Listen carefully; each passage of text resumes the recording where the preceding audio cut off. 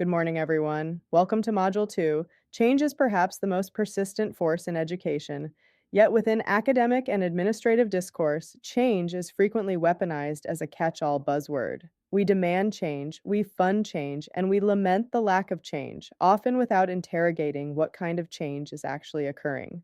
To lead educational institutions effectively, we must move past casual definitions.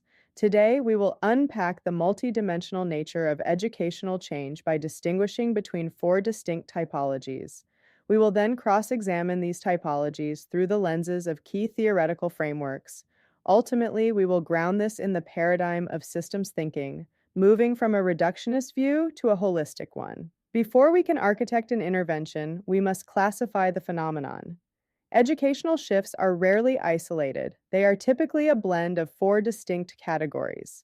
Social change involves macro level alterations in behavioral patterns, cultural values, and societal norms across a group or community. Organizational change is when an institution alters internal methods, structures, or overarching aims. Technological change represents increases in efficiency that result in greater output without proportional input. Behavioral change targets transformation of individual human behavior through manipulation of learning conditions and consequences. As doctoral scholars, your first task is to ask, is this an organizational restructure, a technological optimization, a behavioral intervention, or a broader social movement? When we look at social change, its abstract nature can feel overwhelming, but specific levers can operationalize this work. Bright spots are scalable, localized successes that can be amplified. Data and insights are quantifiable realities that disrupt assumptions. Policy shifts are institutionalized rule changes. Public perception refers to narrative and cultural shifts that reshape how education is viewed. Disruptive technology are innovations that fundamentally alter baseline dynamics. Creative destruction reminds us that true technological innovation dismantles and replaces older systems.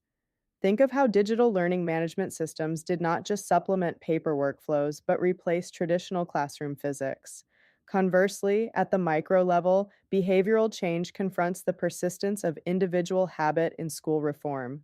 B.F. Skinner showed that human behavior is shaped and maintained by its consequences through operant conditioning. Reinforcement increases the probability of a behavior recurring while punishment or lack of reinforcement diminishes it. When a leader says teachers refuse to adopt a new curriculum, a behaviorist examines environmental consequences, not character. Is the status quo being inadvertently reinforced, or is the new behavior being punished with extra paperwork and strain? Now let us pivot to classical management theorists who sought to structure these shifts. Kurt Lewin's work in organizational and social psychology remains foundational, despite critiques of oversimplification. Lewin's change management framework relies on a tripartite sequence: unfreezing, changing, refreezing. Unfreezing involves disrupting the current equilibrium and helping groups realize the status quo is no longer viable. Changing is moving the organization toward a new state through behavioral shifts. Refreezing anchors the new behaviors into the institutional culture. Crucial to Lewin's model is his force field analysis. Lewin posited that organizations exist in a state of dynamic equilibrium, held in place by two opposing sets of forces: driving forces, purveyors. Factors that push the organization toward change: restraining forces, resistors. Factors that act to maintain the status quo. If the forces driving change outweigh those resisting it, movement occurs. If they are equal, the system stagnates. As leaders, Lewin tells us we have two choices. We can push harder, increase driving forces, or we can remove barriers, decrease restraining forces. Expanding on this structured approach is John Kotter. Kotter's 8 steps to leading change operates essentially as a precise, sequential architectural roadmap for organizational transformation. While you have explored his full checklist, I want to zero in on a major point of emphasis in his work: communication and the mitigation of structural breakdown.